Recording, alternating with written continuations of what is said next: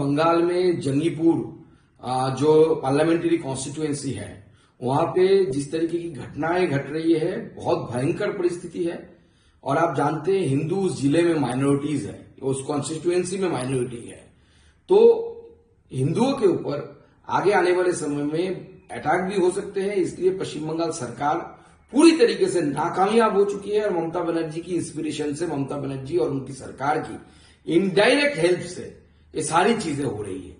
और ये किया जा रहा है कि जो 26,000 नौकरी का जो करप्शन के जो केसेस है, इससे दृष्टि घुमाने के लिए यहां से लोगों की कंसंट्रेशन चली जाए और दूसरी इशू सामने आ जाए, इसलिए ममता बनर्जी की तरफ से ये कोशिश की जा रही है। जब सीए का कानून बना था उस समय भी इन उपद्रवियों को देखकर ममता बनर्जी ने पुलिस को चुप रखकर ऐसे घटनाएं घटाई थी और पोलराइजेशन करने के लिए और करप्शन से दृष्टि घुमाने के लिए ममता बनर्जी की पुलिस द्वारा इस तरीके के काम हो रहे हैं। वक्फ अब देश में कानून बन गया है और भारत का नागरिक होने के नाते से हर व्यक्ति का ये कर्तव्य है और दायित्व है कि वो कानून की पालना करे।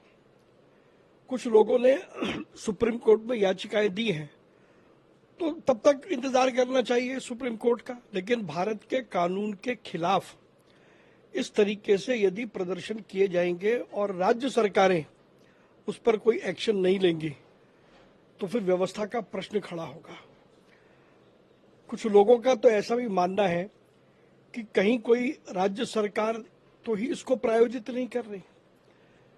बंगाल में इस तरीके के प्रदर्शन का होना वो कहीं ना कहीं बंगाल सरकार की क्षमता पर एक बड़ा सवाल खड़ा करता है। बंगाल सरकार को सारे कदम उठाने चाहिए और एक सरकार के रूप में अपनी विश्वसनीयता को बनाए रखना चाहिए।